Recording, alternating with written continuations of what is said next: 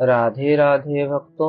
हमारे चैनल सनातन वाणी में आप सभी का हार्दिक स्वागत है। भक्तों, आज हम भक्त चरित्र में श्रवण करेंगे श्री साक्षी गोपाल जी के भक्त। बहुत पहले की बात है। गौड़ देश में दो ब्राह्मण निवास करते थे। इन दोनों में एक कुल और आयु दोनों में बड़ा था और दूसरा नई अवस्था वाला साधारण कुल का था। दोनों तीर्थ यात्रा करने के लिए घर से चले। अनेक तीर्थों का दर्शन करते हुए दोनों वृंदावन धाम में आए। दय योग से बूढ़ा ब्राह्मण बीमार हो गया। तब उस युवक ने बड़े प्रेम से खूब सेवा की। स्वस्थ हो जाने पर उसने अति प्रसन्न होकर वृद्ध ब्राह्मण श्री गोपाल जी को साक्षी बनाकर उसे अपनी कन्या देने की प्रतिज्ञा की। तब उस युवक ने भी स्वीकार कर लिया। दोनों वृंदावन से चले और घूमते घामते घर को पहुँचे। तब उस युवक ने वृद्ध से कहा कि अब आप अपनी प्रतिज्ञा का पालन कीजिए और अपनी लड़की का विवाह मेरे साथ कर दीजिए। वृद्ध ने अपनी स्त्री तथा कुटुंब वालों से पूछा। उनकी सम्मति न पाकर अपनी प्रतिज्ञा से टल गया। युवक ने पंचायत जोड़ी। पंचों ने पूछा कि कोई स्त्री या पुरुष तुम्हारा गवाह है? उसने कहा, इन्होंने श्री गोपाल जी को साक्षी बनाया था, अतः वे ही साक्षी हैं। तब सब पंच बोले, इस सभा में आज लिखा पढ़ी करवा लो। यदि श्री गोपाल जी आकर साक्षी देंगे तो तुम्हारे साथ बेटी का विवाह कर दिया जाएगा। तब वह युवक वृंदावन आया और वृंदावनवासी श्री गोपाल जी से बोला, आप मेरे साथ गांव को चलिए और साक्षी दीजिए। ऐसी लिखा पढ़ी मैंने करवा ली है। उत्तर की प्रतीक्षा में वह गोपाल जी के सामने बैठा रहा।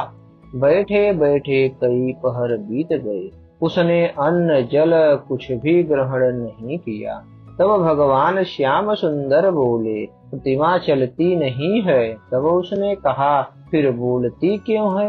यदि भाव में भरकर बोल सकती है तो चल भी सकती है।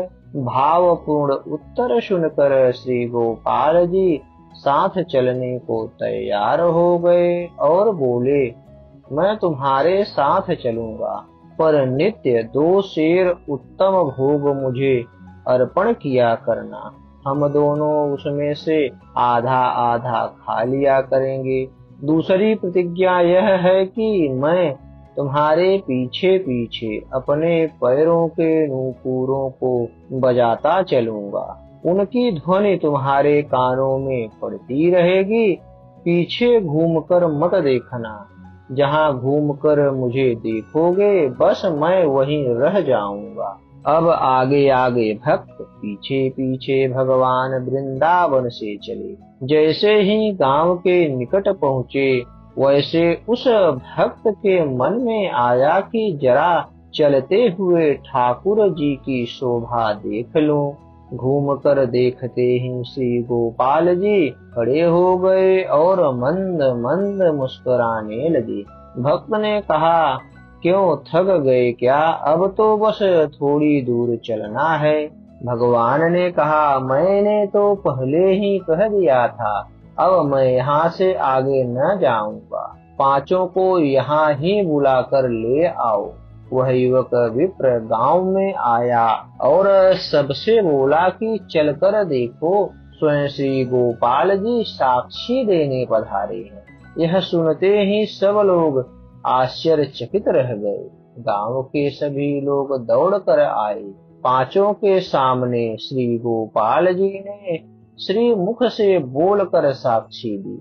इस प्रकार दोनों भक्तों की तथा अन्यों की अभिलाषाएं पूर्ण हो गई। फिर क्या, वह गोपाल जी का श्री विग्रह लौटकर वृंदावन नहीं आया। राजा ने श्री गोपाल जी के लिए प्रेम से भोग राग का प्रबंध किया। अब तक वहीं खुरदहा उड़ीसा में साक्षी गोपाल विराज रहे हैं। अस्तु भक्तों, हमारी यह कथा आपको कैसी लगी? कृपया हमें सुझाव दें और हमारे चैनल को ज्यादा से ज्यादा सब्सक्राइब करें। धन्यवाद।